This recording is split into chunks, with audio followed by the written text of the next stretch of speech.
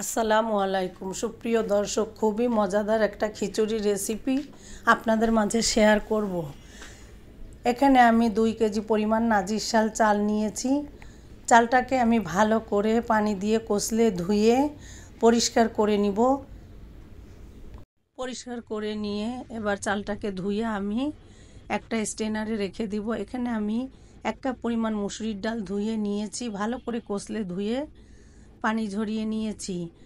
নিয়েছি 1.5 কাপ পরিমাণ মুগ ডালটাকে আমি ভেজে পানি দিয়ে ভিজিয়ে রেখে ধুয়ে পরিষ্কার করে নিয়েছি। এটাও আমি স্ট্রেনারে রেখে দিয়েছি। এবার রাইস কুকারে আমি 1 কাপ পরিমাণ পেঁয়াজ দিয়ে 4টা তেজপাতা, 1 কাপ পরিমাণ সয়াবিন তেল দিয়ে দিলাম। এবার আমি এখানে দিয়ে দিলাম স্বাদমতো লবণ দিয়ে দিলাম পরিমাণ মতো হলুদের গুঁড়া, লাল মরিচের গুঁড়া, ধনিয়ার গুঁড়া আর আমার ঘরে করা গরম মশলার গুঁড়া। এইটা আমি খিচুড়িতে দিয়ে দিলাম। আমি কিন্তু এখানে আজকে খিচুড়িটা রাইস কুকারে রান্না করব। এইভাবে ঝটপটে রাইস কুকারে খিচুড়িটা কিন্তু অসম্ভব সুস্বাদু হয়।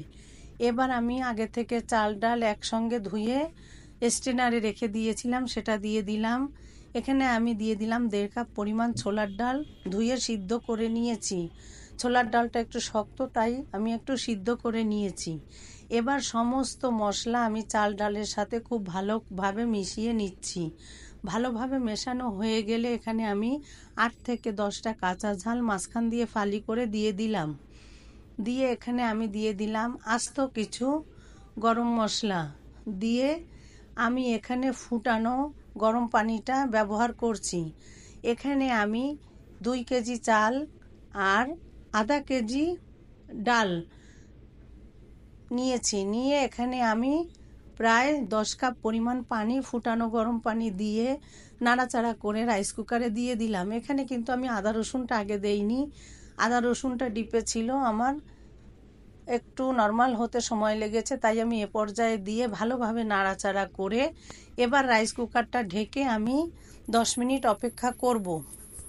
10 মিনিট পরে ঢাকনা তুলে আমি একটু নাড়াচাড়া করে দিয়েছি। মাঝখানে কিন্তু আমি আরও একবার নাড়াচাড়া করে দিয়েছি। উপর নিচে নাড়াচাড়া করে আমি এবার 10 মিনিট পরে আবার ঢাকনা ঢেকে দিয়েছিলাম। দিয়ে আমি আরও 10 মিনিট অপেক্ষা করে এই যে আপনারা দেখতেই পাচ্ছেন, এই পর্যায়ে খুলে আমি উপরের ভাত নিচে, নিচের ভাত উপরে করে দিলাম।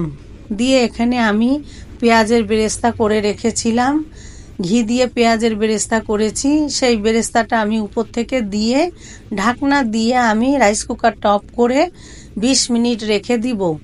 এভাবে ঝটপট কিন্তু রাইস কুকারে তৈরি হয়ে যাবে মজাদার খিচুড়ি।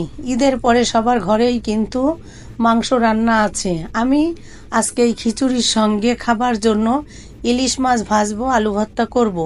আমার খিচুড়িটা আমি ঢাকনা দিয়ে রেখে দিলাম। এখানে আমি 2টো ইলিশ মাছ নিয়েছি মিডিয়াম সাইজের, লেজ 2টো বাদ দিয়ে আমি হলুদ মরিচের গুঁড়া, স্বাদমতো লবণ দিয়ে ভালোভাবে মাখিয়ে নিচ্ছি।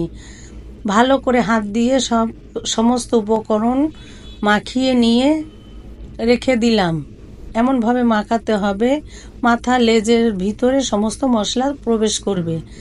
এবার আমি কিছু শুকনা মরিচ সরিষার তেল দিয়ে ভেজে নিয়েছি কাঁচা, কিছুটা পেঁয়াজ নিয়েছি, লবণ এবার হাত দিয়ে ভালোভাবে ডলে আমি ভালোভাবে মাখিয়ে নিচ্ছি পেঁয়াজের সঙ্গে মরিচ, লবণ, একটু সরিষার তেল অ্যাড করলাম। এখানে আমি একটু ঝাল ভর্তা, সবার খুব বেশি পছন্দ, আমি এখানে একটু তুলে রাখছি খিচুড়িতে খাওয়ার জন্য। তুলে রেখে এখানে আমি 4টা আলু সিদ্ধ করে একটু ম্যাশ করে রেখেছিলাম। এবার এই আলুটা দিয়ে আমি একটা ভর্তা তৈরি করে নিচ্ছি। আলুটা দিয়ে আমি ভর্তা তৈরি করে নিলাম। কিছু সদস্য কাঁচা পেঁয়াজের ভর্তা খায়, কাঁচা মরিচ চাই, তাদের জন্য কাঁচা ঝালের ভর্তা করেছি। এবার চুলা একটা পাত্র দিয়ে প্যানে তেল দিয়ে পরিমাণ মতো গরম হয়ে গেলে আমি মাছগুলো এপিট ওপিট করে খুব ভালোভাবে ভেজে নিচ্ছি।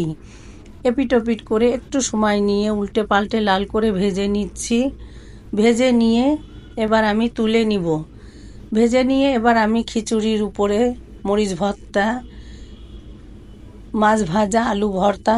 আমার ঘরে গোশ রান্না ছিল সেটা, আর আমার টক মিষ্টি ফালি করা আমের আচার।